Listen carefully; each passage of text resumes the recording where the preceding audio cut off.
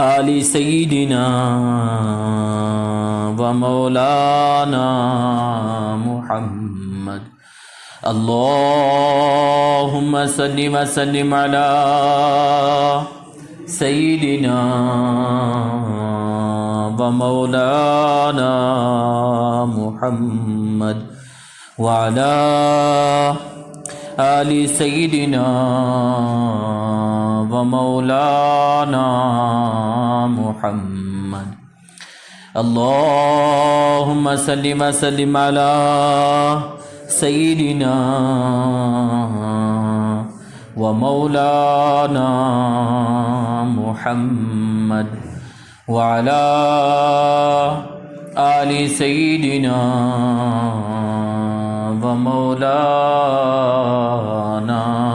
محمد یا ربی صلی وسلم حبیبی کا خیر الخلق الحمد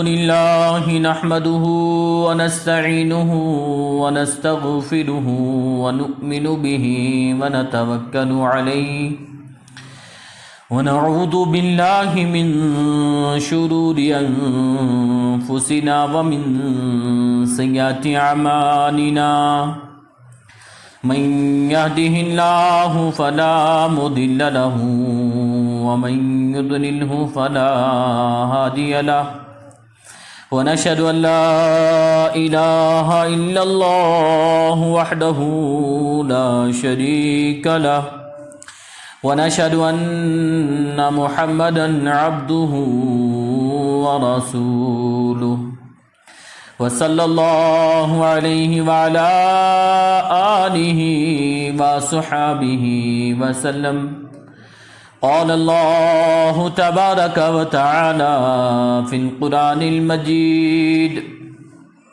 أعوذ بالله من الشيطان الرجيم بسم الله الرحمن الرحيم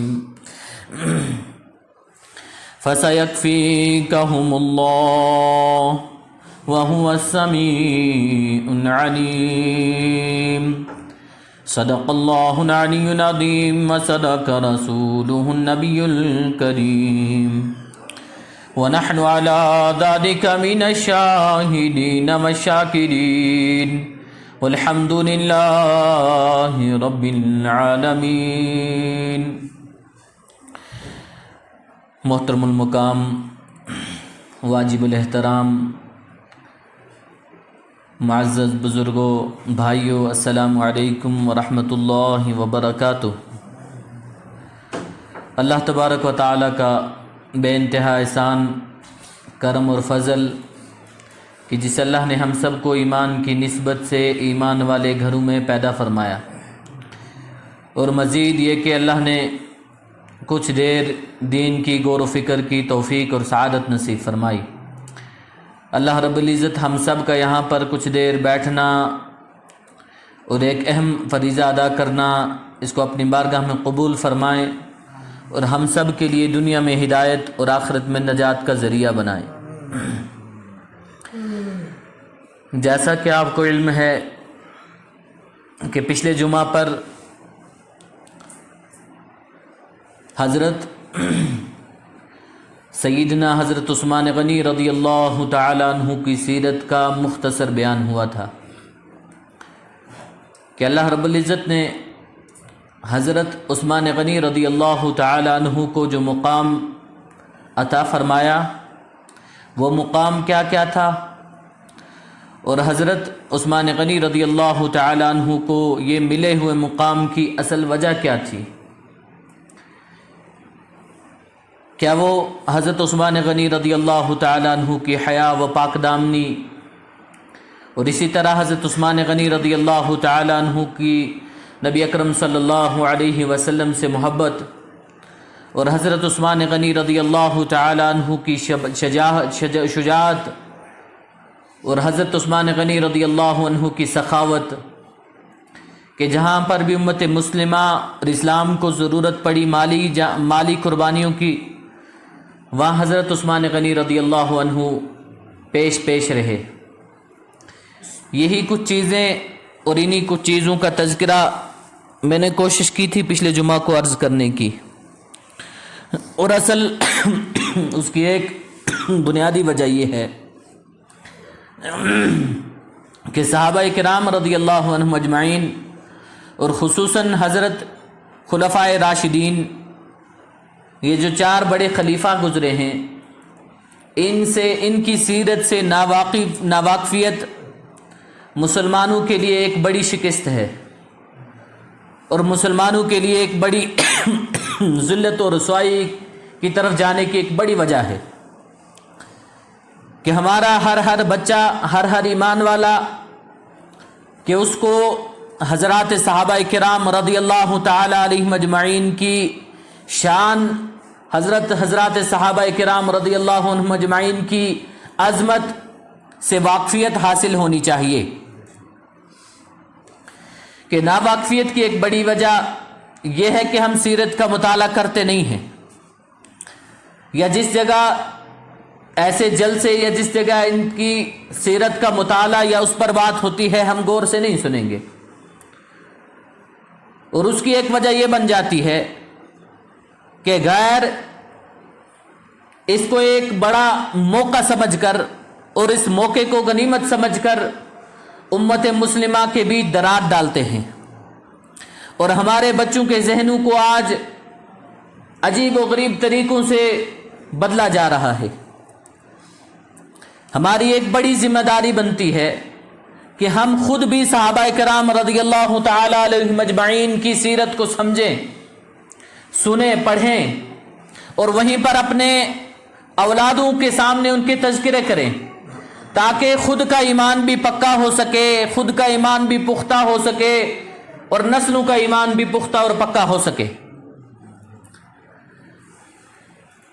یہ کوئی چھوٹی ہستی نہیں ہے، حضرت عثمان غنی رضی اللہ تعالی عنہ، کہ اللہ نے ان کو بہت بڑا مقام دیا ہوا ہے، جہاں ان کی سیرت کا، کہ ان کی عظمت، شان، شجاعت، سخاوت اور ان کی ہمدردی مسلمانوں کی تئیں، یہ چیزیں آپ حضرات کے سامنے رکھی تھی۔ اب مناسب معلوم ہوتا ہے کہ اس سیرت کو ہم مختصر ہی کر کے مگر مکمل کریں۔ جب تک اس کی تکمیل نہیں ہوتی تب تک اس کی شان اور عظمت کو سمجھنا مشکل ہو جاتا ہے، اور ان کی تکمیل، ان کی سیرت کی تکمیل حضرت عثمان غنی رضی اللہ تعالی عنہ کی مظلومانہ شہادت پر ہوئی ہے۔ دین اسلام کے لیے ایسی مظلومانہ شہادت کسی نے نہیں دی جس طرح کی شہادت حضرت عثمان غنی رضی اللہ تعالی عنہ کی ہوئی ہے، اور شہادت کی بڑی وجہ کیا بنی، کن وجوہات پر، کہ حضرت عمر بن خطاب رضی اللہ تعالی عنہ کا دور خلافت ہے، فتوحات کا ایک مسلمانوں کے لیے دور چلا ہے کہ مسلمان آئے دن ایک نئی جگہ کو فتح کر رہے ہیں، آئے دن ایک نئے ملک کو فتح کر رہے ہیں، مسلمانوں کی ملکیت، مسلمانوں کی حکومت بڑھتی چلی جا رہی ہے۔ حضرت عمر بن خطاب رضی اللہ تعالی عنہ کو شہید کر دیا جاتا ہے۔ حضرت عمر بن خطاب رضی اللہ تعالی عنہ کی شہادت کے بعد غیروں کو یہ موقع ملا کہ اب جس طرح حضرت عمر نے اس سلطنت کو، اس حکومت کو سنبھالا تھا، ویسے کوئی مسلمان نہیں سنبھال سکتا،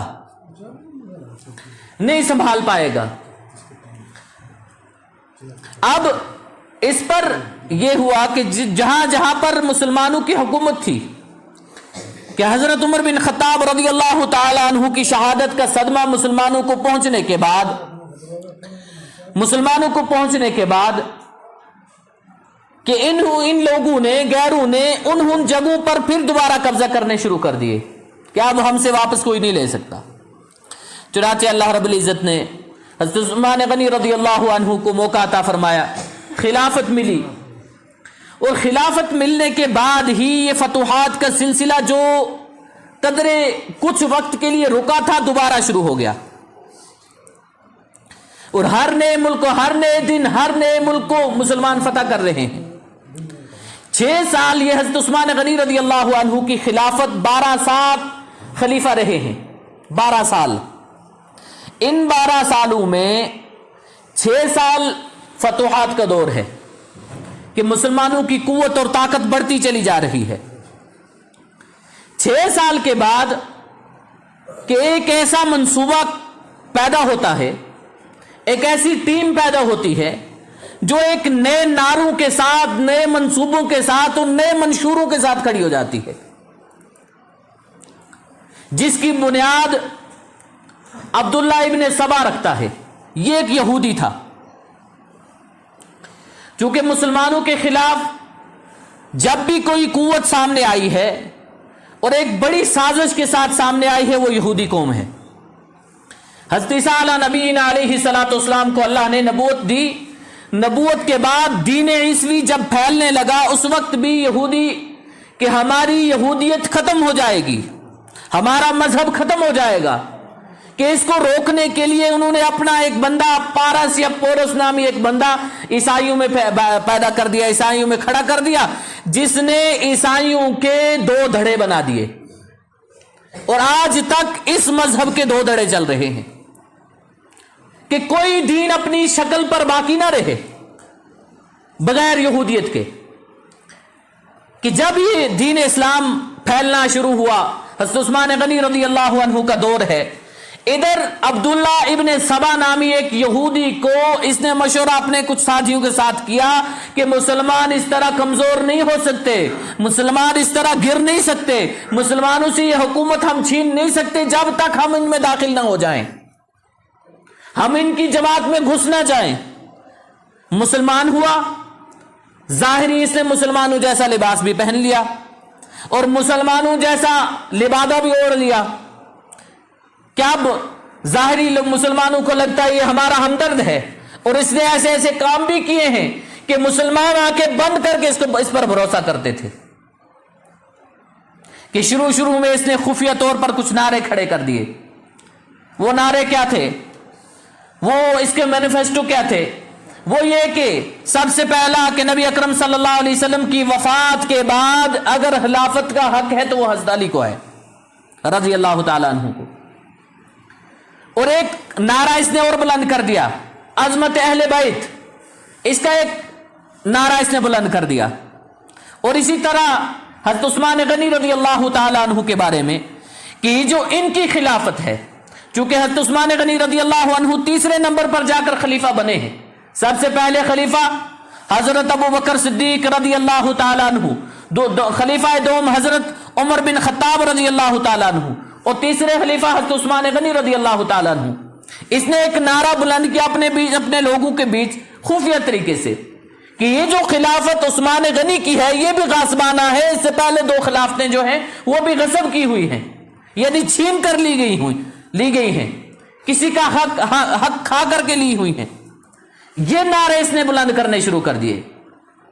अब नारे ऐसे खुफिया तरीके से बुलंद करने शुरू किया, हर दूसरा कच्चे मुसलमान जो नए मुसलमान होते जा रहे हैं वो इसके साथ मिलते जा रहे हैं। चुनाचे एक वक्त ऐसा आया कि इसकी एक 800 या 900 अफराद पर एक बड़ी जमात खड़ी हो गई।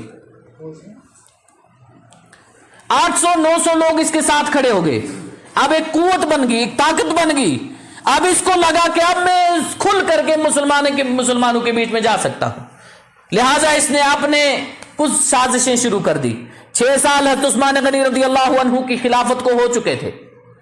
6 साल में कोई परेशानी नहीं, कोई मुसलमानों में अफरात व तफरीत नहीं, कोई आपस में झगड़े नहीं, कोई किसी को लेकर किसी ओहदे को लेकर कोई झगड़ा नहीं, कोई नाराजगी नहीं। कि इसने हज़रत उमर बिन खत्ताब रज़ी अल्लाह अन्हु के दौर में मिस्र पर एक गवर्नर मुकर्रर किया गया था। रिवायतों में मिलता है वो गवर्नर जरा सख्त मिजाज का था, थोड़ी सख्ती बरतता था और लोगों को ये पसंद नहीं आया।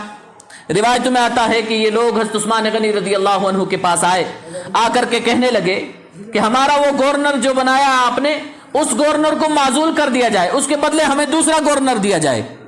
हम उस गवर्नर को कबूल नहीं कर सकते। और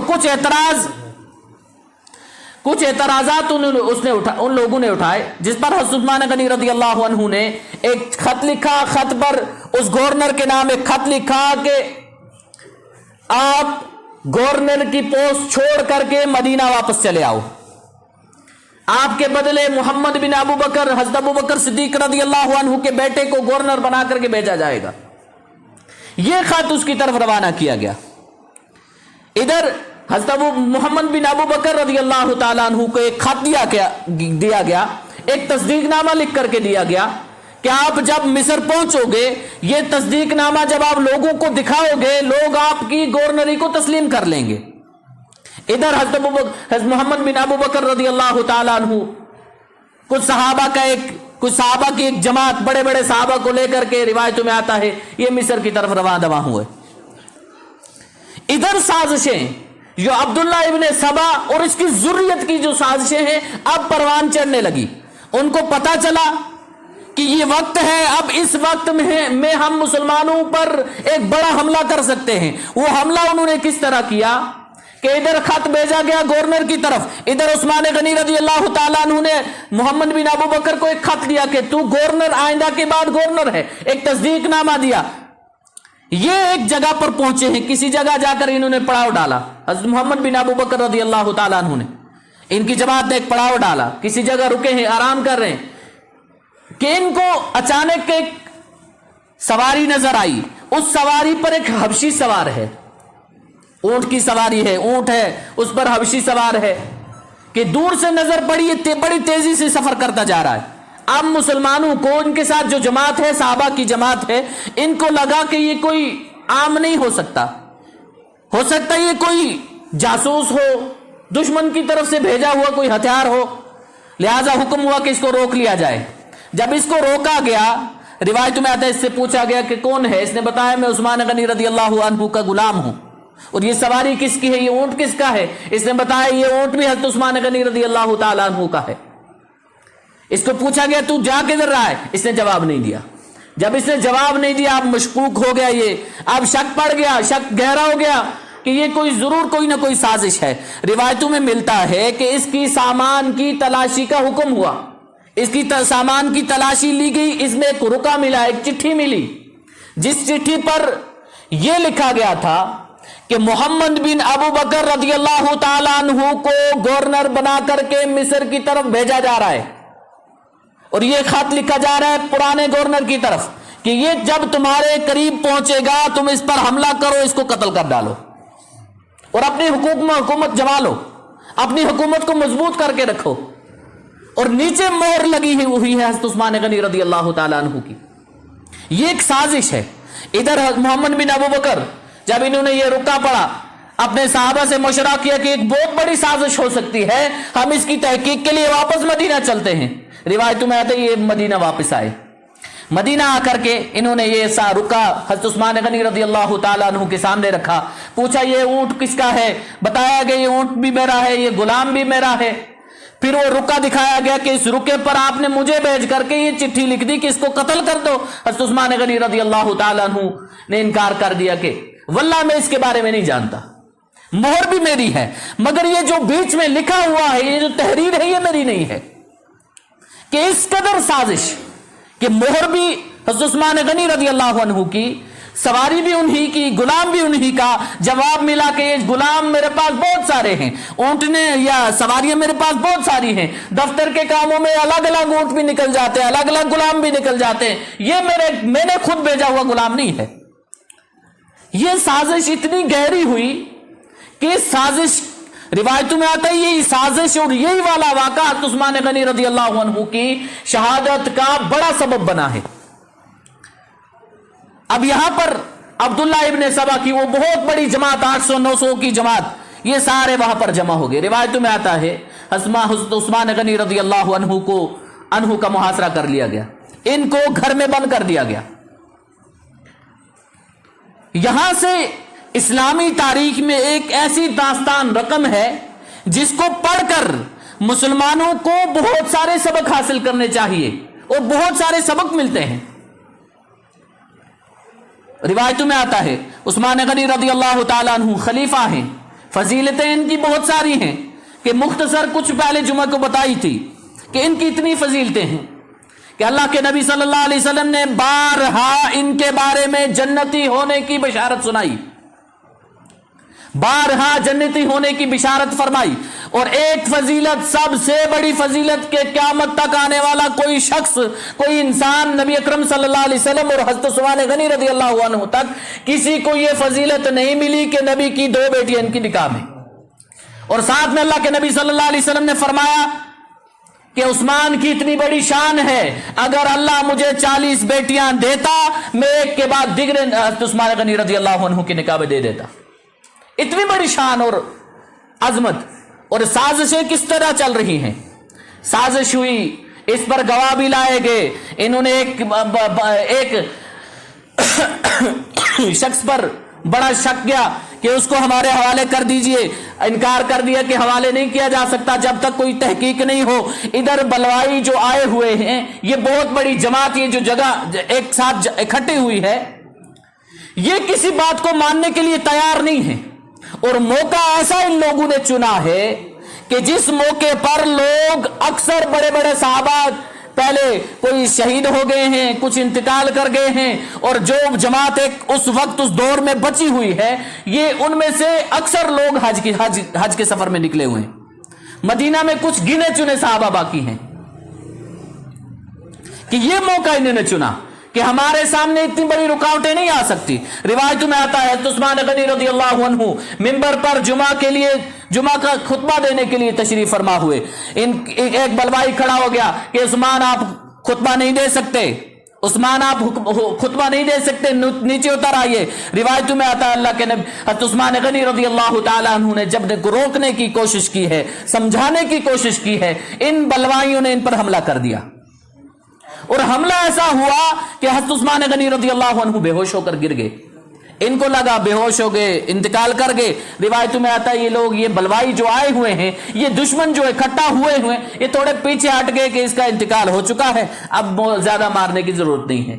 اور روایتوں میں آتا ہے اسی موقع پر ان دشمنوں نے نبی اکرم صلی اللہ علیہ وسلم کا وہ مبارک عصا توڑا ہے جس کو اللہ کے نبی صلی اللہ علیہ وسلم خطبے میں استعمال کیا کرتے تھے۔ اس کے بعد وہی عصا حضرت ابوبکر صدیق رضی اللہ تعالیٰ عنہ کے دور خلافت میں وہ استعمال فرمایا کرتے تھے۔ اس کے بعد یہی عصا حضرت عمر بن خطاب رضی اللہ تعالیٰ عنہ استعمال فرمایا کرتے تھے۔ اس کے بعد یہ عصا حضرت عثمان غنی رضی اللہ عنہ کے پاس آیا ہے کہ ان دشمنوں نے اس عصے کو بھی توڑ دیا،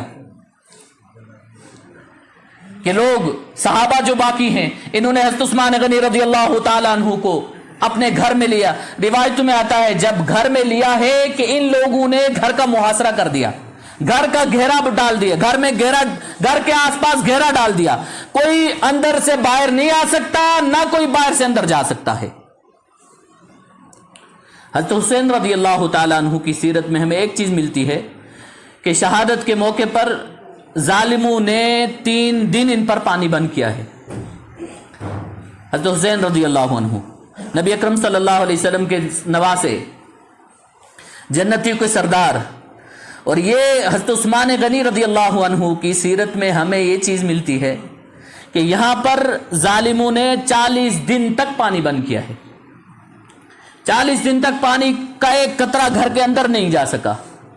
ایک مرتبہ روایت میں آتا ہے حضرت عثمان غنی رضی اللہ عنہ اندر سے خبر بھیجتے ہیں، کسی طریقے سے آواز لگا کر کے حضرت علی، حضرت ام عائشہ صدیقہ رضی اللہ تعالیٰ عنہ تک خبر پہنچائی کہ ہو سکے تو مجھ تک پانی پہنچاؤ، پانی کی بڑی ضرورت ہے۔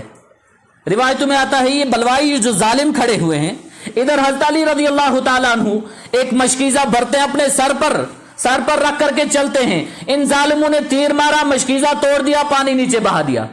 حضرت علی کرم اللہ وجہ اپنی پگڑی مبارک اتار کر کے گھر میں اندر پھینکتے ہیں جس سے حضرت عثمان غنی رضی اللہ عنہ تک خبر پہنچ سکے کہ علی نے ہر ممکن کوشش کی، پانی اندر نہیں پہنچا پائے۔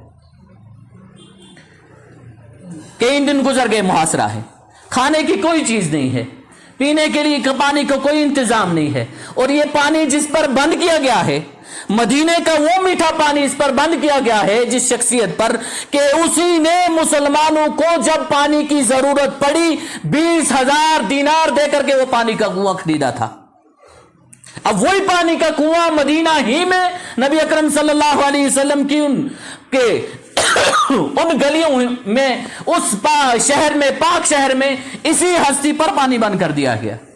रिवायत में आता है हज़रत अली रज़ियल्लाहु ताला अन्हु अंदर नहीं जा सकते, बाहर से आवाज लगा करके पूछा कि आप खलीफा हैं, आप इजाजत दें हम इनको कत्ल कर दें, इनकी बोटियां भी मदीने में ना मिले, आपके पास कुव्वत है, ताकत है, फौज है। हज़रत उस्मान गनी रज़ियल्लाहु अन्हु फरमाते हैं मैं नहीं चाहता कि इस पाक मदीने की पाक गलियों में इन गलीजों का खून बहे, मैं नहीं चाहता। और फिर एक मशवरा दिया गया कि आप मदीना से निकल करके मक्का की तरफ चले जाएं, कि ये आपका पीछा छोड़ने वाले नहीं हैं, इनके इरादे इतने खतरनाक हो चुके हैं कि आपको किसी सूरत ये माफ करने वाले नहीं हैं, आप मदीना छोड़कर मक्का की तरफ चले जाएं। रिवायत में आता उस्मान गनी रज़ियल्लाहु अन्हु फरमाते हैं कि मुझे मालूम है ये मेरा पीछा नहीं छोड़ेंगे, मैं यहां से निकलकर मदीना मक्का चला जाऊंगा, मक्का में अंदेशा है कि ये मुझ पर हमला करेंगे और बैतुल्लाह की बेहुरमती करेंगे, और मैं नहीं चाहता मेरी वजह से ही जाकर के बैतुल्लाह की बेहुरमती करें। इसी तरह मशवरे होते रहे। हज़रत उस्मान गनी रज़ियल्लाहु अन्हु का मुहासरा बढ़ता रहा कि बढ़ते बढ़ते एक वक्त रिवायत में आता है हज़रत उस्मान गनी रज़ियल्लाहु अन्हु घर की छत पर आए, छत पर आकर के बलवाइयों को बुलाकर के सामने इकट्ठा किया, उनसे कसम ली, कसम खाओ कि जब मुसलमानों को मीठे पानी की जरूरत थी, नबी अकरम सल्लल्लाहु अलैहि वसल्लम ने ख्वाहिश जाहिर की, उस वक्त तुम कसम खा करके बताओ कि पानी मुसलमानों पर खरीद कर किसने वक्फ किया। बलवाई कहते हैं वल्लाह अंता, कि अल्लाह की कसम आपने वक्फ किया है। फिर पूछा कि बताओ जब मस्जिद नबी को जगह की जरूरत पड़ी, जगह की तंगी की वजह से उसको बढ़ाना था, उस वक्त जमीन खरीद करके किसने मुसलमानों पर वक्फ की है। बलवाई खुद कहते हैं वल्लाह आपने खर्च की है, आपने खरीद करके वक्फ की है।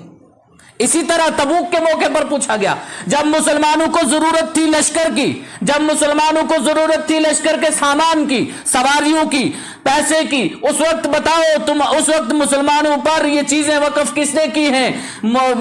बलवाई कहते हैं वल्लाह आपने की हैं, 1000 ऊंट आपने वक्फ किया, 100 घोड़े वक्फ किए और 5 किलो सोना वक्फ किया। हज़रत उस्मान गनी रज़ियल्लाहु अन्हु ये बराबर बलवाई जवाब दे रहे हैं कि आपने ही सब कुछ वक्फ किया है, आप ही ने मुसलमानों के साथ उस वक्त हमदर्दी का मामला किया है। फिर हज़रत उस्मान गनी रज़ियल्लाहु अन्हु के बारे में आता है, रिवायत में आता है कि ये उन बलवाइयों से पूछते हैं बताओ तुम मेरे कत्ल के दर पर हो, मुझे कत्ल करना चाहते हो। इस्लाम में 3 शख्सों का कत्ल जायज है, इस्लाम ने 3 के बारे में हुक्म दिया इनको कत्ल कर दो। एक वो जो इस्लाम लाने के बाद मुर्तद हो गया, मैं वल्लाह आज भी मुसलमान हूं, कलमा पढ़ करके उनको सुनाया कि आज भी मैं मुसलमान हूं, तुम फिर भी मेरे कत्ल के दर पर हो। और फरमाया दूसरा इस्लाम हुक्म देता है उसको कत्ल करो जो शादी निकाह होने के बाद जिना करता हो। मैं तो ऐसा नहीं हूं, मेरे उस दौरे जहालत में भी तुम किसी से भी जाकर के पूछ लो, उस वक्त भी मुझ पर एक जिना साबित नहीं है। और जब से नबी अकरम सल्लल्लाहु अलैहि वसल्लम की खिदमत में आया हूं, तब से जिस हाथ से मैंने नबी अकरम सल्लल्लाहु अलैहि वसल्लम के हाथ पर बैत की है, अपनी शर्मगाह को नहीं छुआ उस हाथ से, फिर क्यों तुम मेरे कत्ल के दर पर हो। रिवायत में आता है कि तीसरा पूछा कि इस्लाम कत्ल करने का हुक्म देता है, मुर्तद जो हो गया कि मैं मुर्तद भी नहीं हूं, मुसलमान हूं, कलमा पढ़कर भी सुनाया। रिवायत में आता है कोई बलवाइयों पर कि ऐसा वो इरादा करके, पक्का इरादा करके आए हैं, पक्का मौका उन्होंने चुन करके रखा हुआ है कि किसी बात का उन पर जरा भी असर नहीं पड़ता है, जरा भी कोई असर नहीं।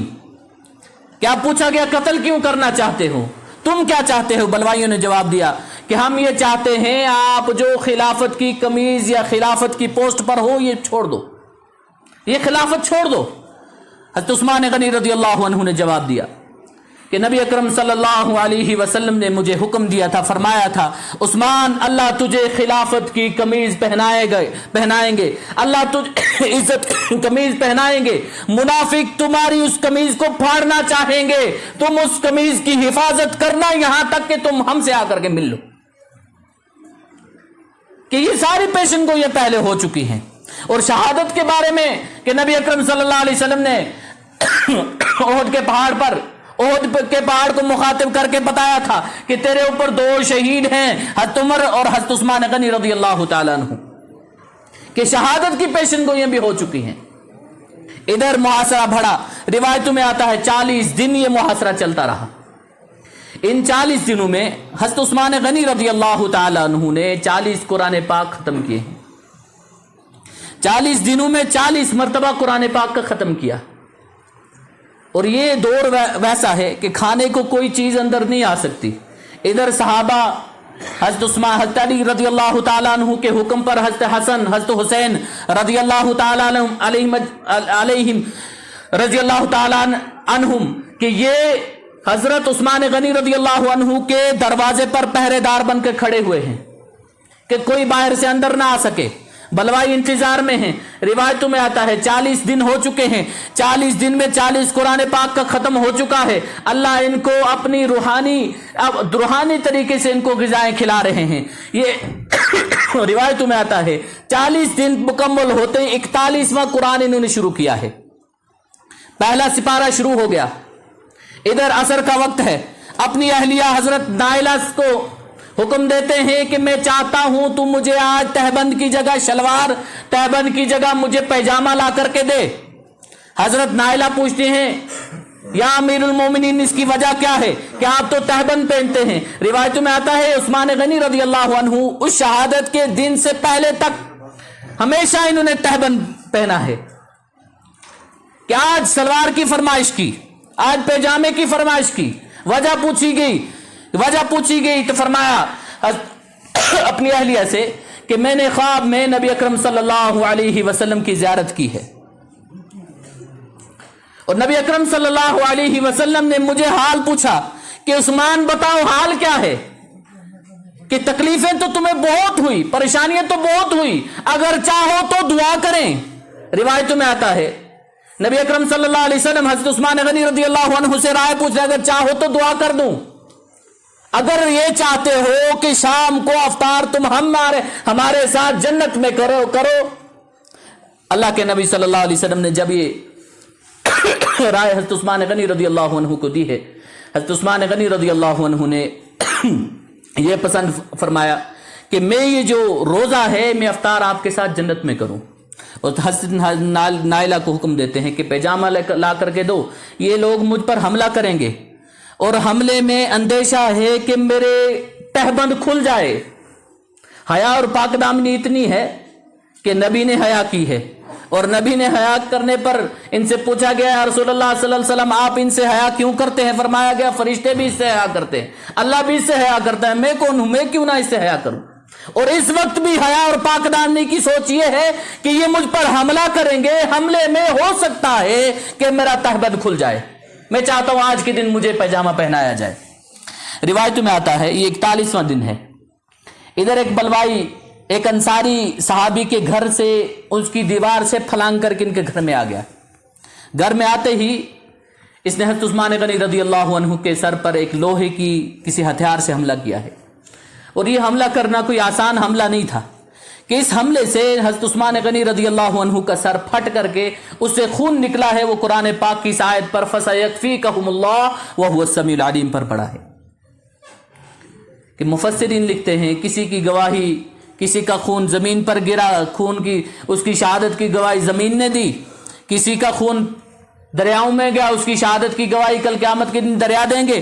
عثمان کو اللہ نے ایسی شہادت دی ہے، اس کی شہادت کی گواہی اللہ کا قرآن دے گا، اور وہ قرآن آج بھی برٹش کے ایک میوزیم میں اسی طرح محفوظ رکھا گیا ہے کہ ایک بار ہوا، روایت میں آتا ہے ایک بلوائی بدبخت کہ اس نے حضرت عثمان غنی رضی اللہ عنہ کی چہرے مبارک پر کہ داڑھی کو پکڑ کر ان کے سینے پر کودنا شروع کر دیا، اور کودنا ایسا تھا جس کودنے کی وجہ سے عثمان غنی رضی اللہ عنہ کی پسلیاں ٹوٹی، اور ایک نے آ کر بلوائی نے بدبخت نے حملہ کیا جس کو حضرت نائلہ ان کی اہلیہ نے روکنے کی کوشش کی، ان کی انگلیاں کٹ کر زمین پر گر گئی. کیسا حملہ ہے، شہید کر دیا گیا. اور روایتوں میں آتا ہے یہ کوئی عام شہادت نہیں تھی کہ شہید کرنے کے بعد 2 دن تک ان کے جنازے کو گھر سے باہر نہیں نکلنے دیا. اور یہ جب تیسرے دن یہ جنازہ گھر سے باہر نکلا ہے، صحابہ کو خبر ہوئی، کسی طرح وہ لوگ گھر کے قریب گئے، گھر سے جنازہ نکالا. روایتوں میں آتا ہے جنت البقیع تک جنازہ پہنچنے تک یہ بلوائی، یہ منافق، یہ عبداللہ ابن سبا کی ذریت ان پر پتھراؤ کرتی رہی. اور دفن ہونے کے بعد بھی صحابہ نے ان کی قبر پر پہرا لگایا کہ ہو سکتا ہے یہ لوگ اس حد تک پہنچ جائیں کہ ان کی قبر کو بھی کھود کر کے ان سے نکال لیں. کیسی شہادت ہے! اور شہادت بھی کوئی عام شہادت نہیں، ایک بڑی مظلومانہ شہادت. اور اللہ رب العزت نے ان لوگوں سے انتقام کس طریقے سے لیا. روایت میں آتا ہے ابن سیرین رحمت اللہ علیہ کہ انہوں نے طواف کرتے ہوئے ایک شخص کو دیکھا، ایک اندھا بیٹھا ہوا ہے، آنکھوں میں روشنی نہیں ہے، ہاتھ اس کا لکڑ ہو چکا ہے سوکھ کر کے، ہاتھ وہ اوپر نیچے نہیں کر سکتا، اس طرح جم چکا ہے، لکڑ بن چکا ہے کہ یہ دعائیں مانگ رہا ہے، یا اللہ میرے گناہوں کو معاف کر، مجھے یقین ہے تو نہیں معاف کرنے والا. یہ دعائیں کعبۃ اللہ کو دیکھ کر کے اس کی طرف مڑ کر کے دعائیں کر رہا ہے. ابن سیرین رحمت اللہ علیہ روایت میں آتا ہے یہ ان کے پاس گئے، اس کے پاس جا کر کے پوچھنے لگے کہ تو دعائیں کیسی کر رہا ہے، تجھے تو امید ہونی چاہیے کہ اللہ معاف کرنے والا. تو کہتا ہے مجھے امید ہے اللہ معاف نہیں کرے گا. یہ کہتا ہے میں ان بدبختوں میں ہوں کہ جن بدبختوں نے حضرت عثمان کو شہید کیا ہے، میں ان میں سے ہوں. اور ان کی اہلیہ نے بد دعا دی تھی کہ تیرا ہاتھ سوکھ کر لکڑ ہو جائے، تو اندھا ہو جائے، اللہ کس سے تو معافیاں مانگے، اللہ تیری دعا معافیاں بھی قبول نہ کرے. کیا آج میں اس حالت میں پہنچ چکا ہوں، اندھا ہوں، نظر کچھ نہیں آتا، ہاتھ کی حالت یہ ہے، اب مجھے یقین ہے کہ میرے حق میں جو تیسری بد دعا وہ بھی قبول ہوگی. اور ایک روایت میں آتا ہے بصرہ کی جامع مسجد کے بعد ایک شخص کو دیکھا گیا، ہاتھ نہیں ہے، ٹانگ نہیں ہے، گڑ گڑا رہا ہے، لوگوں کو آوازیں دے رہا ہے، بھیک مانگ رہا ہے، لوگوں کو چلا کر بلا رہا ہے. لوگ اس کے پاس گئے، کسی نے جا کر کے پوچھا کیا مسئلہ ہے، اس نے کہا میں ان بدبختوں میں سے ہوں کہ جس نے حضرت عثمان غنی رضی اللہ عنہ کے سر پر وار کیا تھا. کہ یہ کوئی عام شہادت نہیں ہے. یہ ذوالحجہ کا مہینہ جہاں پر حضرت ابراہیم علیہ السلام کی قربانیاں، حضرت اسماعیل علیہ السلام کی قربانیاں، اور ان کی یاد میں مسلمانوں نے کہ اس یاد کو تازہ کرنے کے لیے، سنت ابراہیمی کو زندہ کرنے کے لیے اپنی قربانیاں دی. اسی ذوالحجہ کے مہینے میں 18 ذوالحجہ 35 ہجری حضرت عثمان غنی رضی اللہ عنہ کو مظلومانہ شہادت ملی ہے. اس کے بعد یہ سلسلہ اسی طرح محرم میں 1 محرم حضرت عمر بن خطاب رضی اللہ عنہ کو شہید کیا گیا.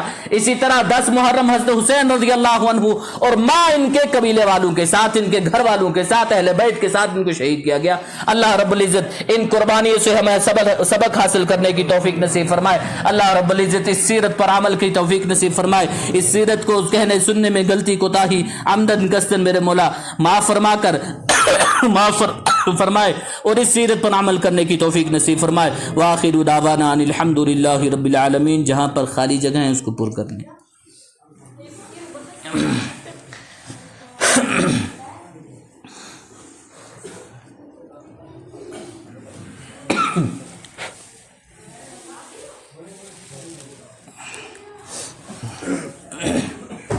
اللہ